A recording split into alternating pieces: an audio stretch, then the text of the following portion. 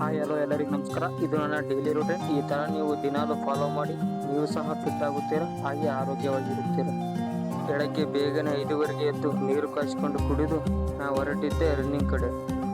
ಮೊದಲಿಗೆ 2 kilometre run ಮಾಡಿದೆ, ಹಾಗೆ ನನ್ನ ಜೊತೆ ನನ್ನ ನಾಯಿ ಸಹ ರನ್ ಮಾಡಿದ್ದು. ರನ್ನಿಂಗ್ ಮುಗಿದ ಮೇಲೆ ನಾನು ಹೊರಟಿದ್ದೆ ಬೇಸಿಕ್ ಎಕ್ಸಸೈಸ್ ಕಡೆ.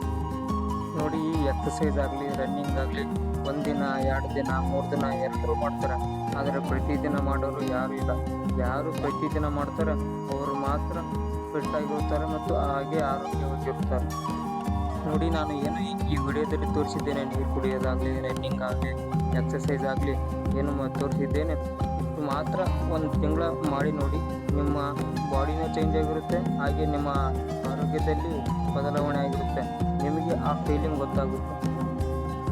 ನೋಡಿ, ಈ ಜಗತ್ತು ವೀಕ್ ಆಗಿರೋ ಕಡೆ ನೋಡುವುದಿಲ್ಲ, ಸ್ಟ್ರಾಂಗ್ ಆಗಿರುವ ಕಡೆ ನೋಡುತ್ತೆ. ಅರ್ಥ ಮಾಡಿಕೊಳ್ಳಿ. ಅದಕ್ಕೋಸ್ಕರ ಸ್ವಲ್ಪನಾದರೂ ಫಿಟ್ ಆಗಿರಿ.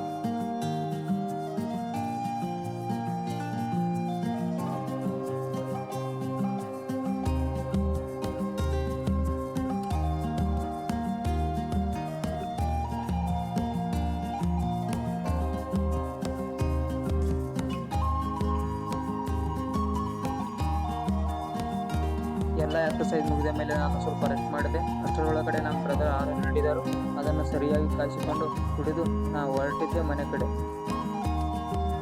ಈ ಎಕ್ಸಸೈಸ್ ಬಂದು ಸಾಯಂಕಾಲ 5 ಗಂಟೆ ಮಾಡಿರುವುದು.